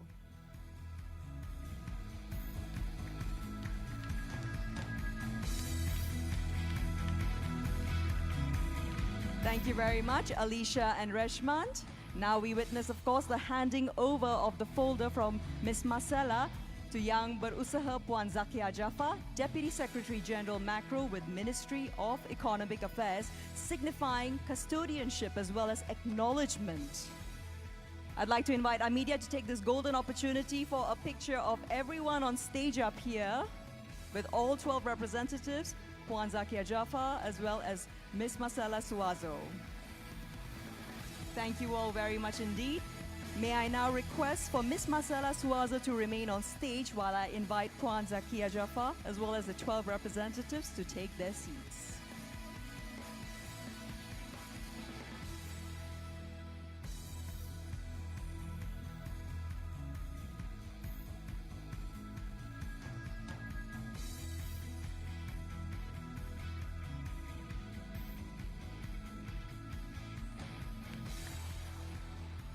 Wonderfully done, speakers. On this point, I now hand over back to Ms. Marcella Suazo to deliver your remarks on behalf of the UN country team as we come to the conclusion of this wondrous Malaysia SDG Summit 2019. Thank you very much. Good afternoon. Salam alaikum. I would like to thank the resident coordinator and my colleagues for giving me the honor to address this audience and share with you a few of the thoughts of our part, our small UNCT, UN country team, who are really committed to work hand in hand under the leadership of the government of Malaysia and in partnership with all of you, the private sector, the academia, the civil society organizations, in representing everyone and trying to build the Malaysia that you all want to have and the Malaysia in which you all want to live. Ladies and gentlemen, as we come to the close of this SDG Summit, the first one ever, let me first begin by congratulating all of those who have been part of organizing this amazing gathering. Really, the effort and the work of so many of you, from the coordination and the leadership. There's some people here that I think haven't slept in days, and we are very humble to see how much you have embraced this SDG Summit and how the audience has been here these 2 days participating, observing, contributing, and raising their voices. The beauty of these 2 days has been that everyone has been given a voice. This is the best way to bring quality to what we cherish as our democracy. For us, this summit is a reflection of the significance of the SDGs and the 2030 agenda is for Malaysia. These 17 goals were mentioned by the Prime Minister yesterday, were mentioned by the Deputy Prime Minister today, and were mentioned by every single Malaysian official that has been on the stage.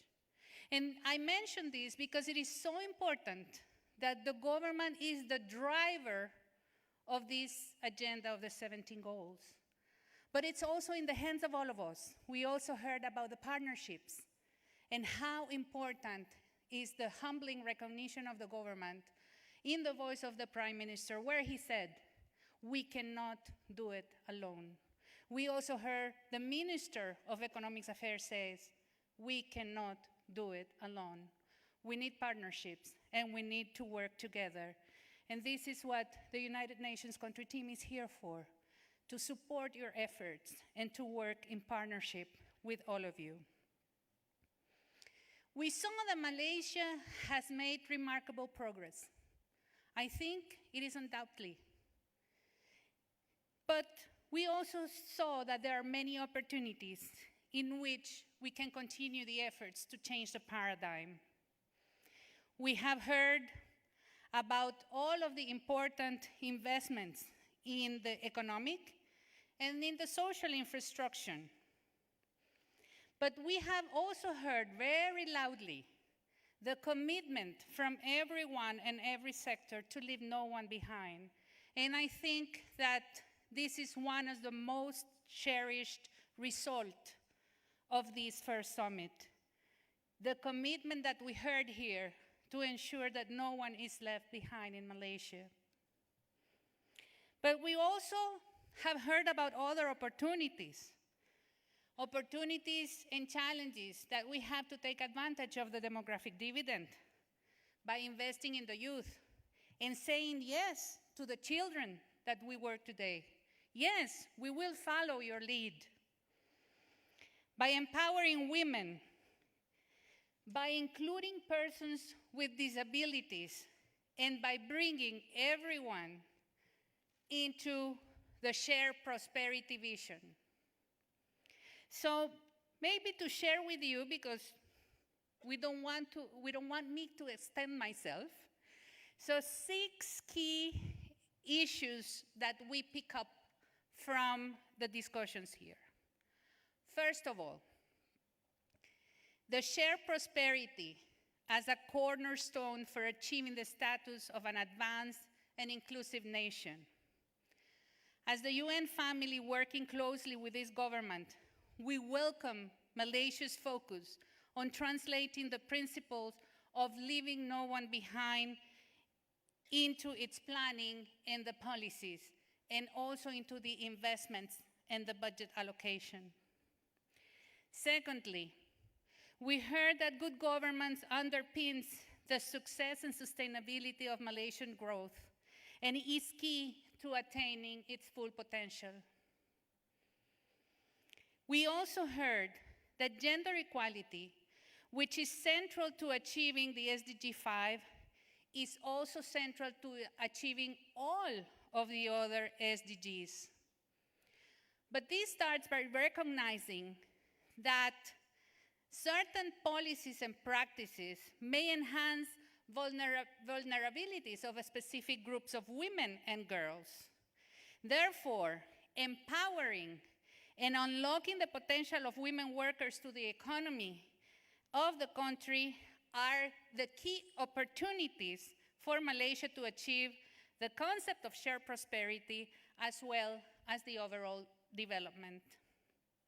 Fourth, we heard that the natural environment is one of our biggest assets, as the economy is one of the world's mega biodiversity hotspots. And this is the favorite part of our resident coordinator. He always says this, that, and I'm going to repeat, Malaysia has one of the world's mega biodiversity hotspots, featuring some of the last pristine rainforests and tropical waters, sprawling with maritime life.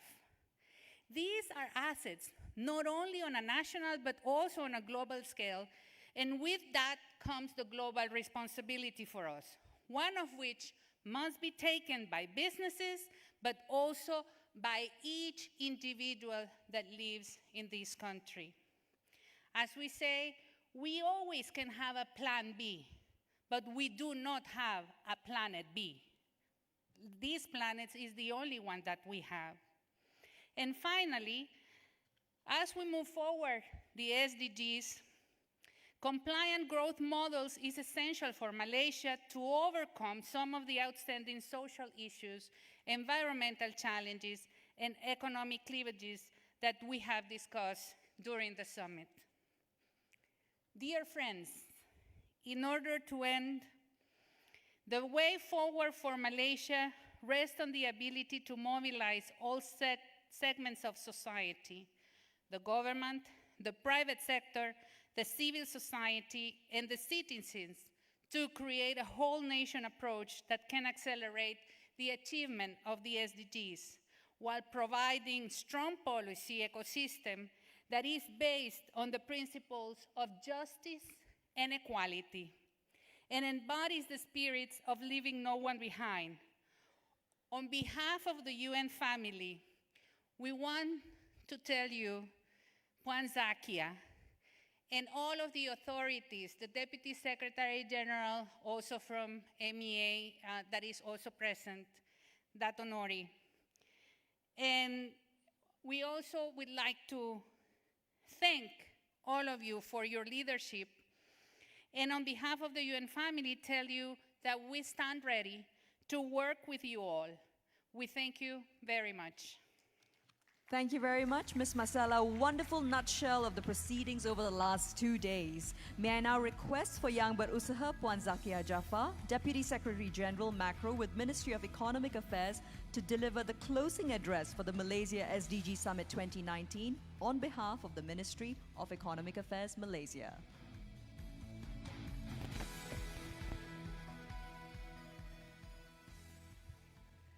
Thank you, Madam MC. Esteemed guests, ladies and gentlemen, our current and future leaders and influencers. Let me begin by thanking all of you for your active engagement over the last 2 days. We put forward an intense agenda, and you all have lived up to the challenge of discussing some difficult issues and crafting a series of concrete recommendations.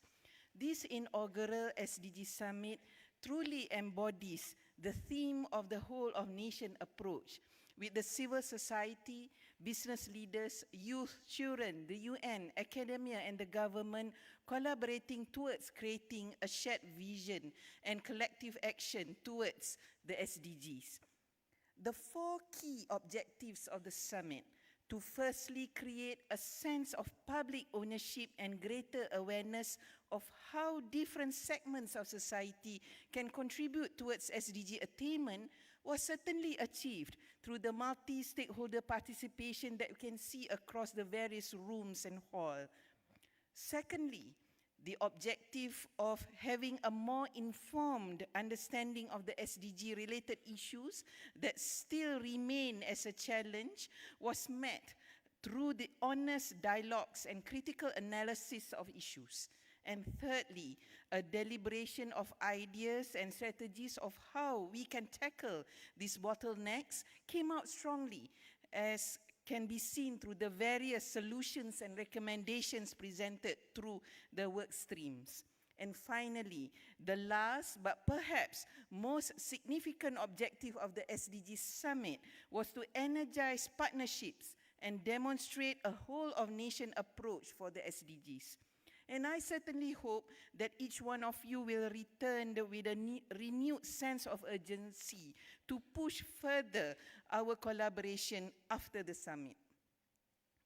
Now, we recognize that while Malaysia has made inroads towards achieving the SDGs, we need to focus our future development plans and align them with the key principles of the 2030 agenda. That is on sustainability, governance, and ensuring that we are leaving no one behind. These principles also echo and are reflective of our national agenda on shared prosperity and whole-of-nation approach. We feel the urgency for action and look forward to working collectively to achieving a sustainable future for people and planet. The summit is a real showcase of how different actors can collaborate to find common ground.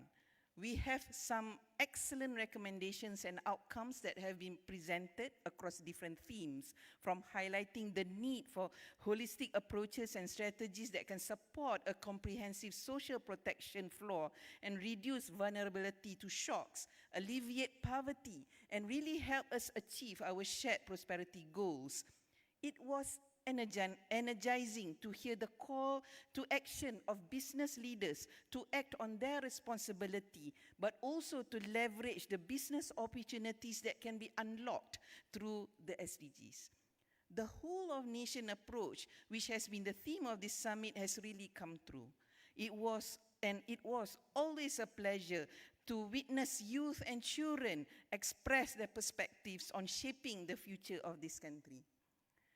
We have been taking from the future in order to sustain our present, and we find ourselves on the cusp of enormous challenges.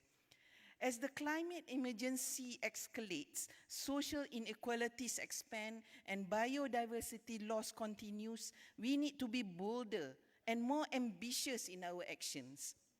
Addressing the SDG Summit in New York recently, the UN Secretary General issued a global call for a decade of action to deliver the SDGs by 2030. This is demonstrative of the urgency of the challenges that remain. And as part of this decade of action, the Secretary General also will convene an annual platform for an annual temperature check on SDG progress, enabling us to get a snapshot of what is working, what lessons can be learned, and where more action is needed to accelerate progress. We should take heed of the suggested 3 areas of action, that is, ensuring global action with leadership that can help drive the global agenda, ensuring local action with countries paving the way in protecting the planet and empowering people, and lastly, ensuring people action through engagement of citizens and civil society in driving this change. I hope this SDG Summit marks a milestone for us in Malaysia, and one that will trigger an architecture which will continue to provide such a multi-stakeholder platform and space for dialogue and monitoring of the SDGs. Now, I want to thank our development partners and friends at the United Nations team for working seamlessly, and to all our other partners, including Bank Rakyat and the Development Bank of Malaysia. I know there are hundreds other individuals that have worked hard in making this summit a huge success. So thank you to you too. Now, my personal gratitude to my own team at the ministry who has lost sleep and hasn't seen the sun for weeks now. You know, I am nothing without you. So lest we forget, we are also in the middle of preparing the 12 Malaysia plan, and because I am that kind, I am extending 1 day deadline for the strategic papers. I want to end by emphasizing our commitment to the global goals. We need to reflect this through our own actions, through new ways of collaborating, new forms of financing and investments, and new business models. We should challenge ourselves to serve as a model country for the achievement of the SDGs and serve to inspire others and share our experience. I believe our vision of shared prosperity and working through a whole of nation approach are already aligned with the true spirit of the SDGs of leaving no one behind. Thank you. Thank you, Yang Berusaha Puan Zakia. Thank you, Yang Berusaha Puan Zakia Jaffa. Would you mind please staying on stage though, right before you go down? Thank you so much. That was a succinct and powerful message of Malaysia's commitment to fulfilling the SDGs by 2030, in line with Malaysia's Shared Prosperity Vision 2030. I would now like to request for one final photo opportunities with all our VVIPs joining Puan Zakia Jaffa on the stage, together of course with the 12th plenary and panel statement speakers who were here just before, so that we can get one big happy group photo of everyone who has been so supportive, particularly those in top industrial as well as commercial roles all around the country, coming together for this final commitment, the very first national commitment to the United Nations SDGs from Malaysia. I'll give you all a couple of minutes to just get into order and come close together so that we can get that final photo opportunity.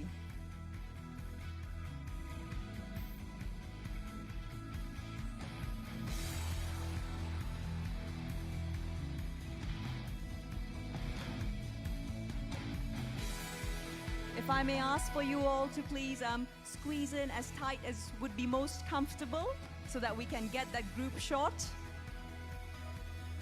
Those on the left and right, would you mind please going in towards the middle? And if you don't mind, could you turn into a slight curve towards the edges? That's right, slightly beauty pageant side. We'd also like the UN country team to please join. Mr. Stefan Presner's orders himself, United Nations Resident Coordinator for Malaysia, Singapore and Brunei Darussalam. Do we have any other VIPs who are stragglers amongst the audience? Please don't be shy. Any who were plenary speakers or panelists?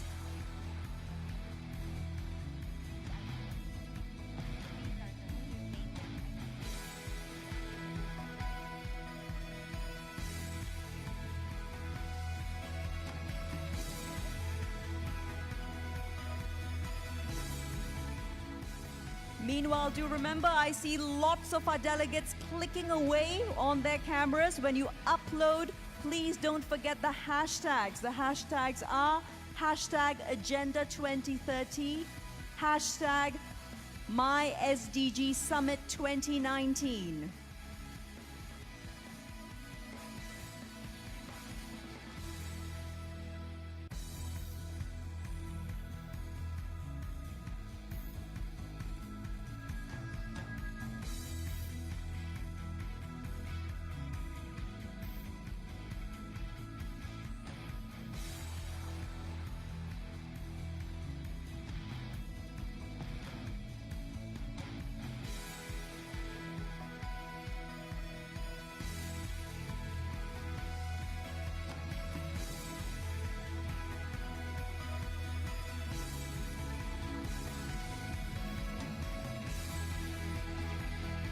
That's right, dear delegates still in the room with us, a big round of applause on behalf of the organizers, the Ministry of Economic Affairs, the United Nations in Malaysia, and title sponsors Bank Rakyat and Bank Pembangunan. A big thank you to all of you. With that,